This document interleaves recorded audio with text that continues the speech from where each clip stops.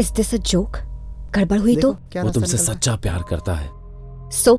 वो कुछ ना कुछ करके तुम्हें बचा ही लेगा। मुझे पूरा विश्वास है। तुम बस रुको, देखते जाओ। ओके? जज साहब आ गए हैं, सब खड़े हो जाएं।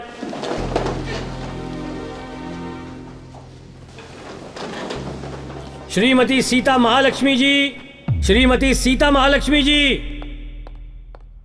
चक्रपाणी जी, आप शुरू कीजिए।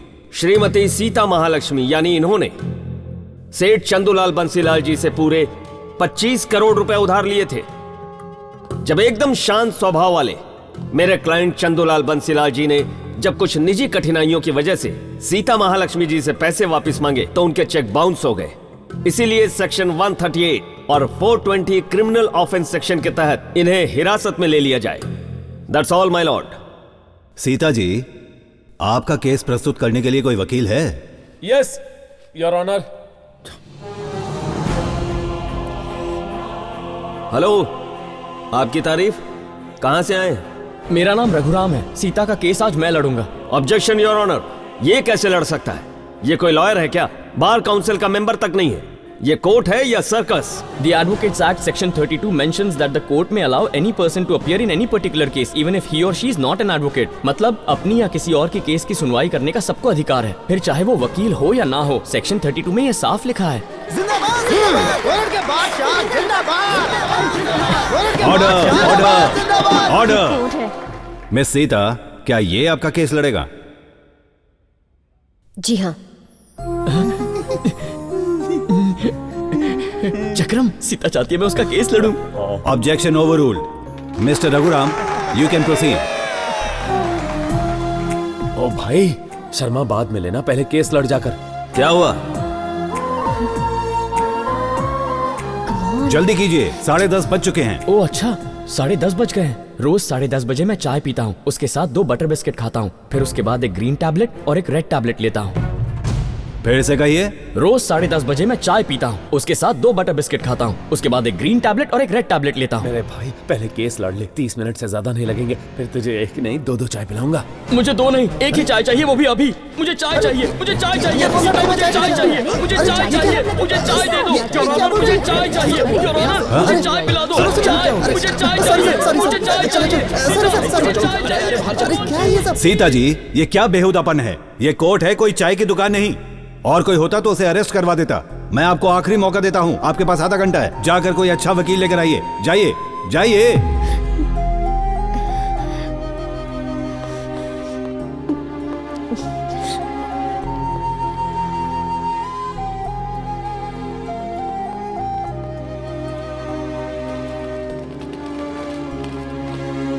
हटो। चाय चाहिए ना? चाय चाहिए ना? ये लो। चाय नहीं पी तो मर जाओगे ना? और लो। तुम किसी के काम आने लायक नहीं हो। मेंटल हो तुम। दिमाग खराब है तुम्हारा। मर जाओ।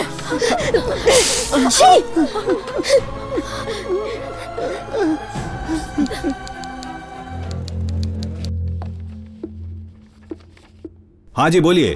कोई वकील मिला या नहीं? Yes my lord. ठीक है, शुरू कीजिए। रुको, आप लोग अंदर नहीं जा सकते और आप लोग जाइए यहाँ से।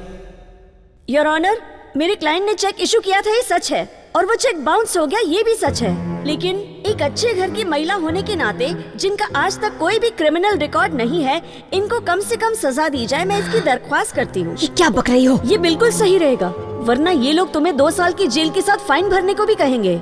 इसलिए यही रास्ता है हमारे पास, और वैसे भी सामने वाले लोग बहुत शक्तिशाली है। What? According to the Negotiable Instrument Act 1881, under Section 138, it is clearly mentioned that the payee has to resubmit the check within the 3 months from which it is dated. और साथ में मिस सीता और चंदूलाल जी के एग्रीमेंट के मुताबिक उनको check सिर्फ security के तौर पर दिया गया था। सीता जी के पास पूरे 3 महीने थे पैसे लौटाने के लिए, लेकिन चंदूलाल जी ने एग्रीमेंट का पालन ना करके चेक।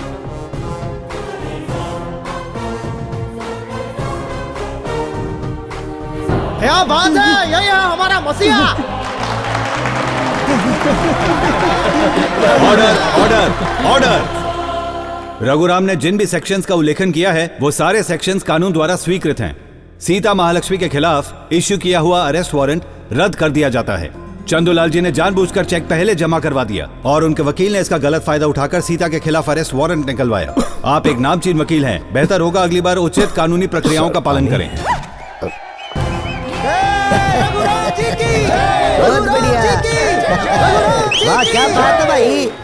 लगता है भूल गए केस तो आप हार गए हैं। हाँ यो इतना अच्छा लड़ रहा था कि भूल गया कि वो केस मारा है। बिल्कुल सही कहा, बजाओ ताली, बजाओ बजाओ। रघुराम जी की जय, रघुराम जी की नाम तो सीता है उसका, लेकिन उसकी हरकतें देखकर हैरान था मैं। लेकिन अब समझ में आया कि उसके साथ राम भी है। मेरी बात मानो, लंका दहन होने से पहले जाकर माफी मांग लो। मेरी बराबरी रावण से कभी मत करना चाहे बाबू, बहुत दुख होता है। श्री राम ने धनुष उठाकर सीता को हासिल किया था, वैसे ही मैंने भी सीता की मदद करके उसे हासिल करने की कोशिश की। लेकिन उसने मेरा फायदा उठाकर मुझे फेंक दिया। मुझे लगा तो सीता को मेरे लिए ले आएगा। ये नोट के बंडल उठा।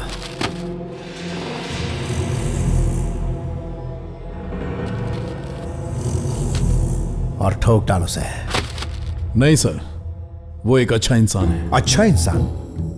तुझ जैसे पुलिस वालों और मुझ जैसे नेताओं को इंसानियत दिखाने का नाटक नहीं करना चाहिए। तू तो हमारी पूरी कौम को ही ले डूबेगा बे। वो लड़की आपको बार बार ठुकरा रही है सर, और आप फ्रस्ट्रेट होकर ये सारे कारनामे कर रहे हैं, लेकिन वो ऐसा नहीं है। ओह, तो वो कैसा है? वो लड़की उसकी इज्जत उछाल रही थी, उसकी जगह मैं होता तो वही शूट कर देता।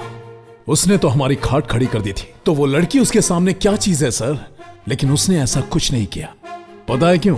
क्योंकि वो एक असली मर्द है, और मर्द वही है जो औरत की इज्जत करना चाहता है। आप जैसा नहीं है सर। मेरे टुकड़ों पर पलने वाले गली के कुत्ते, अगर तू उसे नहीं ठोकेगा तो मैं ठोकूंगा। उठ यहां से।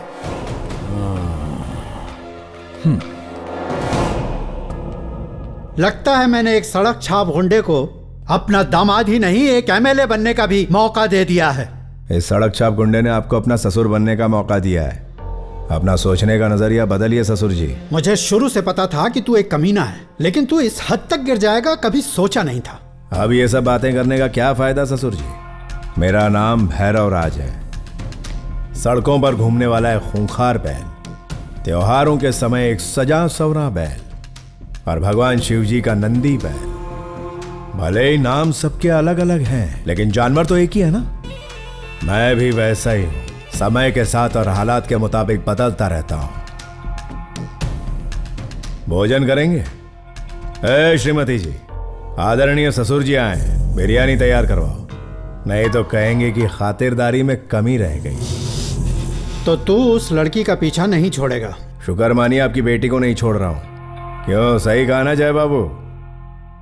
छी, मुझे वापस कोई ताना दो जय बाबू, आपकी खामोशी सही नहीं जाती।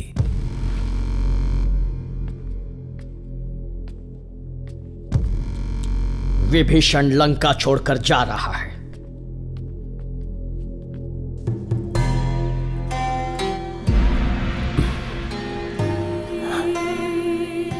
मलंग बाबा, मुझे राम के लिए खतरे का एहसास हो रहा है।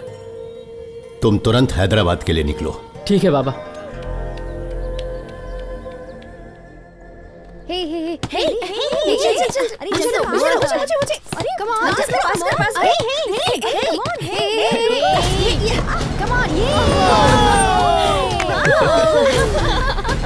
किधर देखा? देखते हैं। पापा के साथ मिलकर सबने मुझे हराने की कोशिश की थी, मैं अच्छी तरह जानती हूँ। आप देखने आए हैं कि मैं बच कैसे गई? नहीं, जिस लड़के ने तुम्हें बचाया है मैं उससे मिलने आया हूँ। ठीक है, वो बास्केटबॉल कोर्ट में खेल रहा है, जाइए मिल लीजिए, मेरे पास आपके लिए टाइम नहीं। मैं जो कहने जा रहा हूँ उसे सुनने के बाद तुम्हारे पास टाइम के सिवा और कुछ भी नहीं बचेगा। जिस लड़के ने तुम्हें ये केस जितवाया वो तो बचपन से सिर्फ जीतता ही आ रहा है। माधुरी, हमारी जमीन से मैंगनीज निकला है। अगर हम जमीन की और खुदाई करेंगे तो हमें और पैसे मिलेंगे, लेकिन इसके लिए कुछ पैसे चाहिए। अगर तुम्हारे गहने बैंक में गिरवी रख दे तो। मुझे भी गिरवी क्यों नहीं रखवा देते? क्या कह रही हो? ये गहने मेरी माँ के दिए हुए हैं। बीवी के गहने गिरवी रखवाना चाहते हो? शर्म नहीं आती? चाहे तुम्हारा धंधा बंद हो जाए, भीख ही क्यों न मांगनी पड़े, मैं अपने गहने गिरवी रखने नहीं देने वाली। तुम्हारी माँ की ये बात सुनकर तुम्हारे पिताजी के सारे सपने चूर चूर हो गए।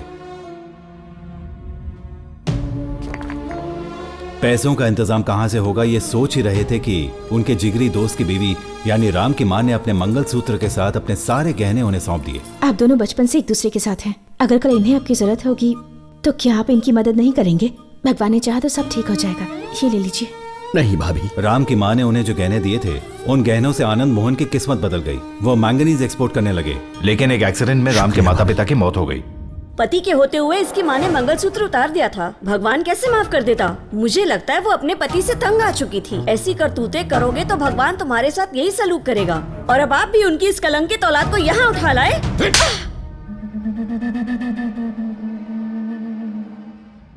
राम तुम्हारे पापा के लिए बहुत लकी साबित हुआ। दिन प्रतिदिन कमाई बढ़ने लगी। वो 8 देशों के साथ व्यापार करने लगे। उनकी आमदनी लाखों से करोड़ों में चली गई। Good morning uncle. हाय। हमारे कमाए पैसों से मैं ये गहने खरीद कर लाई हूँ। अच्छे है ना? जरूरत पड़ने पर तुमने मदद नहीं की थी, इसकी माँ ने की थी। इसलिए आज हमारी जायदाद पर पहला हक राम का है। मैं एक मामूली मैनेजर था और तुम एक मैनेजर की बीवी थी। ये गहने पहनने का तुम्हें कोई हक नहीं। उतारो इन्हें, उतारो। उतार इन्हें, बेशरम कहीं की। हम जो कुछ है इस कलंक की वजह से है। मुंह क्या देख रही है? जल्दी उतार। रुको, इसके गहने क्यों उतार रही हो? ये बड़ी होकर राम से शादी करेगी। सीता को ये गहने पहनने का पूरा हक है। तुम्हारी माँ को लगा कि राम की वजह से ही तुम्हारे पिता का बर्ताव बदल रहा था, इसलिए राम के प्रति उनका रवैया बिगड़ता गया। आज हम सब तेरी वजह से हैं। तेरी माँ ने 2 गहने क्या दे दिए? हमारे सर पे बैठेगा तू। आपकी बीवी के बर्ताव ने इसके दिमाग पर गहरा घाव छोड़ा है। बेहतर होगा कि आप इसे उनसे कहीं दूर भेज दें। कुछ समझ में आया मैं क्या कह रहा हूं? और वो मंगलसूत्र तुम्हारी माँ का नहीं है, राम की माँ का है। ये सारी जायदाद उसके माँ की वजह से है। उसका हक है इस पर। तुम्हारे पापा सिर्फ एक मैनेजर होते थे और तुम सिर्फ एक मैनेजर की बेटी थी, बस और कुछ नहीं। और तुम्हारे पिता ने तुम्हें जो पैसे और जायदाद सौंपी थी, बस सिर्फ वही तुम्हारा था। उनकी जमा पूंजी सिर्फ वही थी। मैम, नीचे राम को कुछ लोग मार रहे हैं। व्हाट?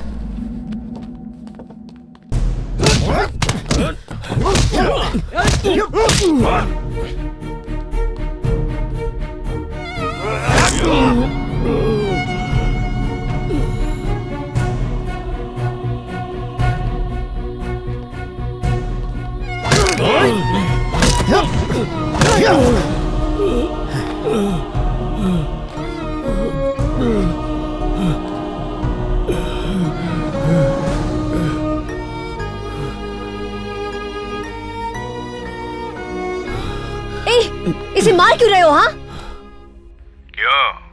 बहुत प्यार आ रहा है। जिस तरह तुम्हें वो पसंद है, उसी तरह तुम भी मुझे पसंद हो। और वो हम दोनों के बीच में आ रहा है। ठोक दो साले को। रुको रुको प्लीज, मत मारो। अच्छा नहीं मारे? जरा लेफ्ट में देखो। गाड़ी का दरवाजा, मेरे घर का दरवाजा और दिल का दरवाजा भी खुला है। ये इतनी आसानी से नहीं मानने वाली। मारो साले को। नहीं रुको, मत मारो, मत मारो उसे, रुको।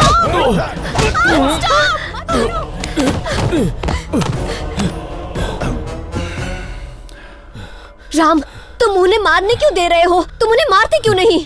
नहीं सीता, किसी भी प्रकार की हिंसा गलत है। वो तुम्हें मार रहे हैं, उसका क्या? हिंसा का जवाब हमेशा हिंसा से देना जरूरी नहीं। इसका मतलब ये नहीं हम कमजोर हैं, बल्कि इसका मतलब हम शांति चाहते हैं। मैंने बचपन से यही सीखा है। इसने तो रुला दिया यार। सीता को हासिल करने के बाद जो किताबें इसने बचपन में पढ़ी है, मैं वही खरीदूंगा। एक मेरे लिए और एक सीता के लिए। वो कुछ कर नहीं रहा तो उसका फायदा उठा रहा है।